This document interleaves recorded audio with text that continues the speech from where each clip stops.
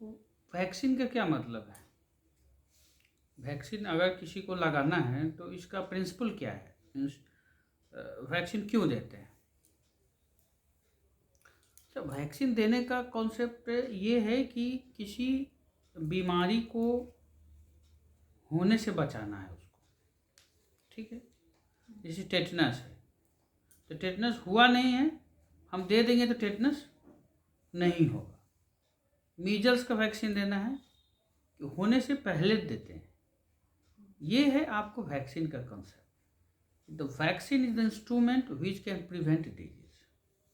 Vaccine एक ऐसा चीज़ है जिससे हम बीमारी को होने से बचा सकते हैं, ठीक है। तो एक है प्री एक्सपोजर और एक है पोस्ट एक्सपोजर।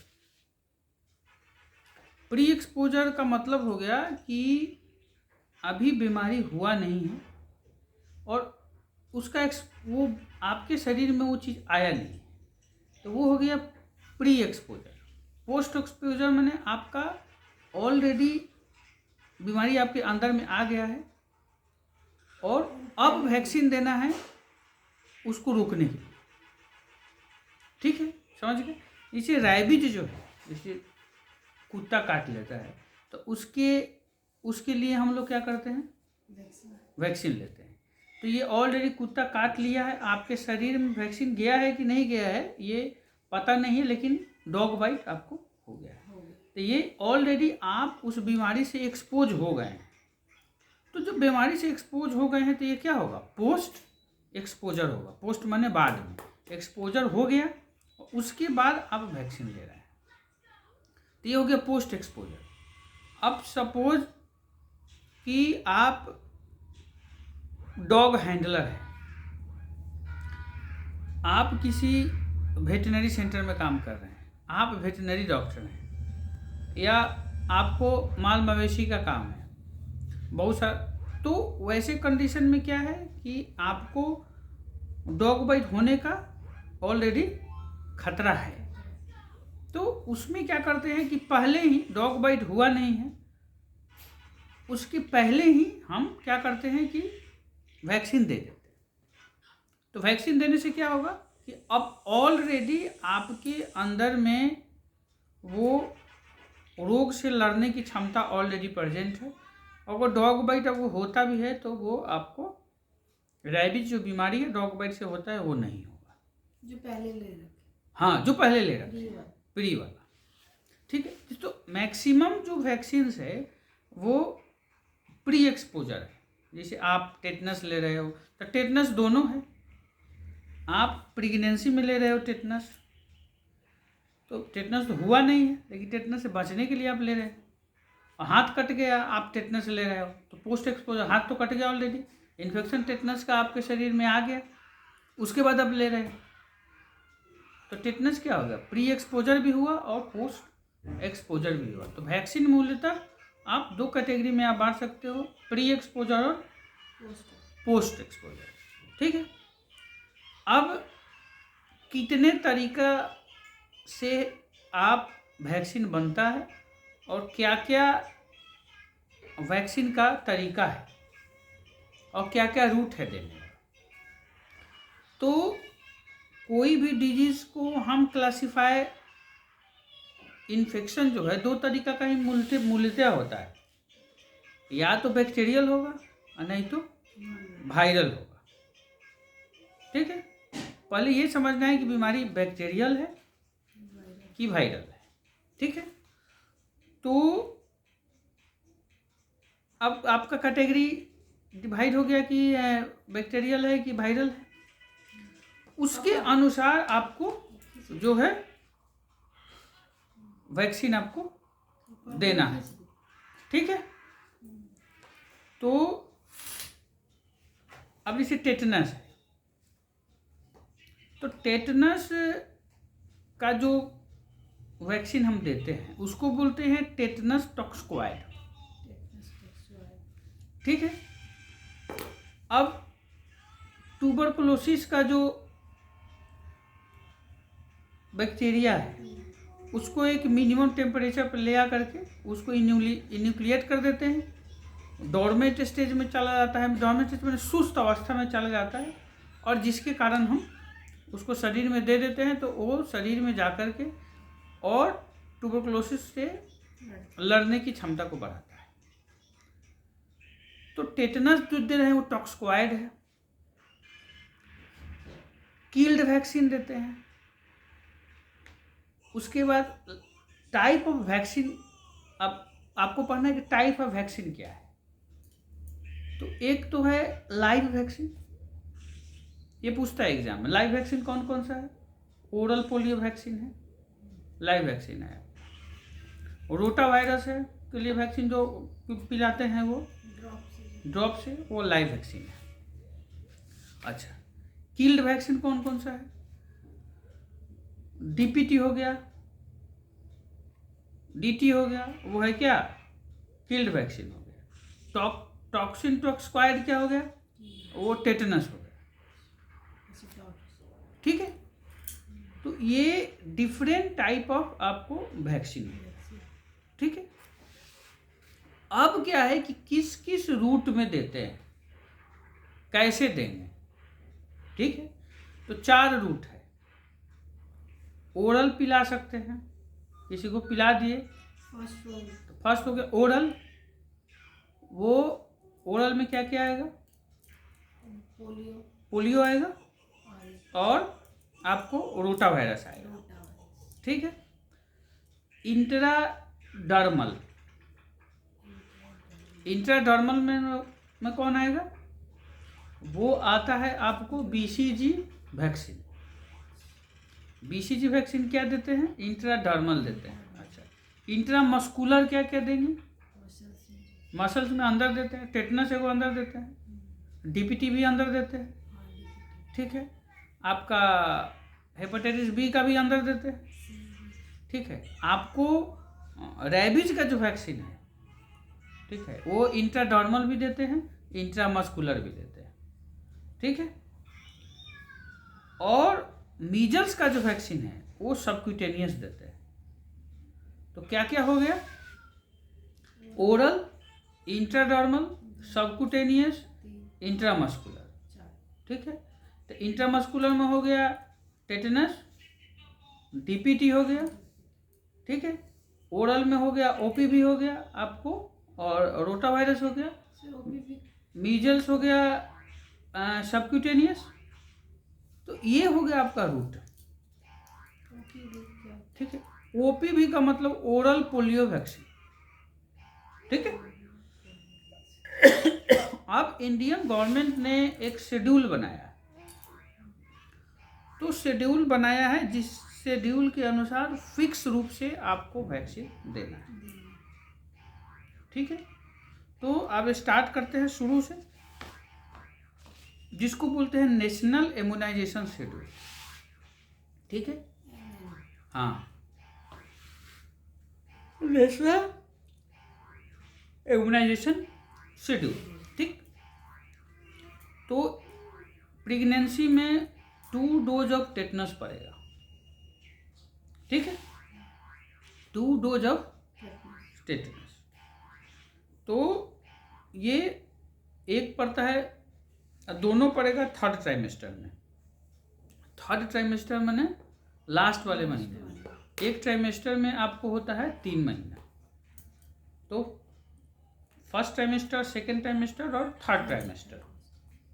ठीक है, तो 3rd ट्राइमेस्टर में जो होगा वो आपको देना है टेटनस, 2 डोज 1 महीना के डिफरेंस पे। ठीक है, कि आज अगर 20 तारीख को अगर पड़ा तो अगला 20 को फिर वो 1 डोज पड़ेगा। अगर मिस हो गया है, मान लेते हैं किसी को एंटीनेटल चेकअप पे मिस हो गया है, उसको पड़ा नहीं है टेटनस, तो अगर डिलीवरी के समय भी आप दे सकते हो, कम से कम थोड़ा बहुत प्रोटेक्शन उसको मिल जाएगा। ठीक है, अब ये हो गया आपको। तो टेटनस कैसे देंगे, इंट्रामस्कुलर आईएम देते हैं। हाँ, अब इंट्राम टेटनस में कैसे आपको देना है। ठीक है, तो कभी भी टेटनस आपको बाजू में भी देना है यहाँ पे, ठीक है। ये डेल्टॉइड मसल्स में ही पड़ेगा, कभी भी कमर पे नहीं पड़ता है टेटनस की वैक्सीन। कहाँ पड़ेगा? जब पड़ेगा तो डेल्टॉइड मसल में, यहाँ पे मसल्स के। हाँ, क्यों नहीं पड़ता है? क्योंकि अगर आप ग्लूटियल मसल में कमर पर देंगे तो उसका एब्जॉर्प्शन सही नहीं होता है, शरीर में वो अच्छे से जा नहीं पाएगा, तो उसका जो इफेक्टिवनेस है, उसका काम करने का जो शक्ति है वो क्या हो जाएगा? कम हो जाएगा। इसीलिए हम कभी भी मसल्स में, हाँ, कभी भी टेटनस का इंजेक्शन देते हैं तो डेल्टॉइड मसल्स में देते हैं। हाँ, वो भी कोशिश करके हम लोग लेफ्ट में देते हैं, ठीक है। लेफ्ट डेल्टॉइड मसल्स में टेटनस का इंजेक्शन पड़ता है, कभी भी कमर पे नहीं पड़ता, ठीक है। इसीलिए नहीं पड़ता है कि उसका एब्जॉर्प्शन कम होता है और उसका जो पावर है वो हो जाता है कम, ठीक है। तो टेटनस के लिए इतना समझ लिए, ठीक है। अब टेटनस में देखिए और क्या क्या जानना है। अगर सपोज कोई आदमी ऐसे जगह में काम कर रहा है जिसको हाई रिस्क है इंजुरी का, तो पहले से भी टेटनस लेके रख सकता है, ठीक है।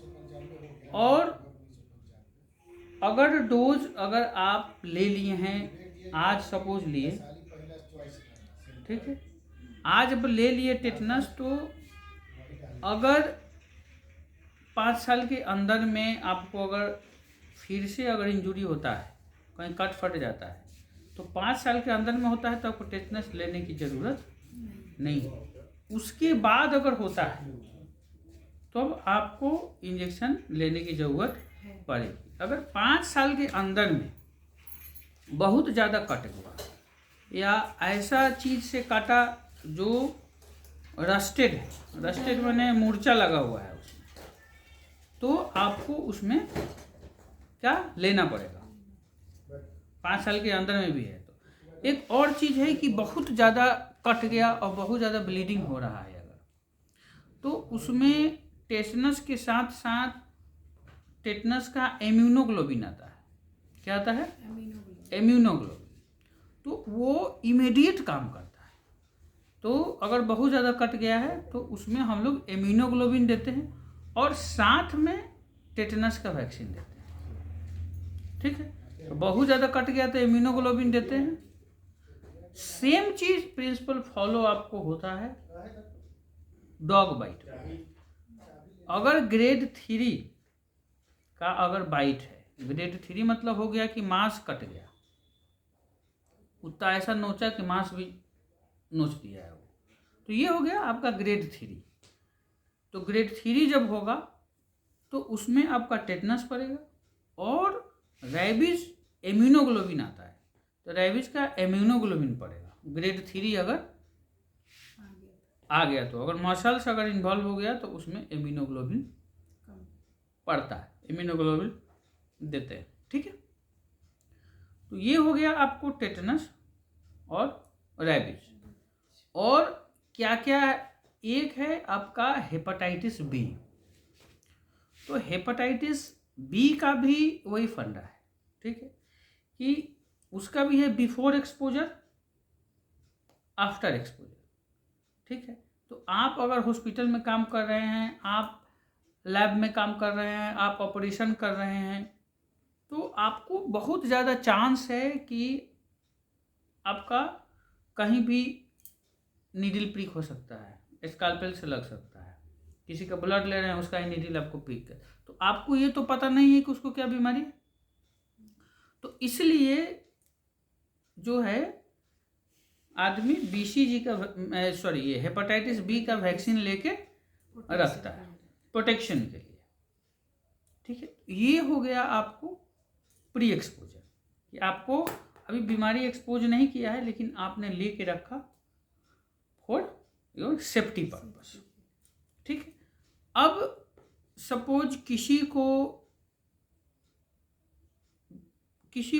किसी मदर को हेपेटाइटिस बी है और उसका बच्चा हुआ, तो मदर तो ऑलरेडी इन्फेक्टेड है, हेपेटाइटिस बी है उसको, तो अगर बच्चा पेट में है तो उसको भी होने की संभावना है। 90%। ठीक है, तो अभी आपको क्या करना है कि जब बच्चा जब बाहर आएगा तो उसको प्रिवेंट करने के लिए आपको कुछ ना कुछ करना पड़ेगा। एक तो है कि आप हेपेटाइटिस बी का वैक्सीन देना है इमीडिएटली, और दूसरा है कि इमीडिएटली काम करने के लिए क्या देंगे, इम्यूनोग्लोबुलिन देंगे। वो इम्यूनोग्लोबुलिन देने का पर्पस ही यही रहता है कि इट एक्ट वेरी फास्ट। ठीक है, 24 घंटा में वो काम करने लगता है अपना। तो अगर तो वो वायरल लोड को कम कर देगा, इन्फेक्शन को जल्दी मार देगा। ठीक है, तो ऐसे में आपका जो प्रिवेंशन का रेट है वो क्या होगा, बहुत हाई रहेगा। ठीक है, तो आप ज़्यादा प्रोटेक्टेड रहेंगे। ठीक है, तो आपका इम्यूनोग्लोबुलिन किसका किसका हुआ, एक तो इम्यूनोग्लोबुलिन होगा टेटनस का, एक हो गया हेपेटाइटिस बी का, एक हो गया रैबीज का, 3 हो गया इम्यूनोग्लोबुलिन। तो ये इम्यूनोग्लोबुलिन देने का पर्पस यही है कि इमीडिएटली काम करे, फास्ट काम करे।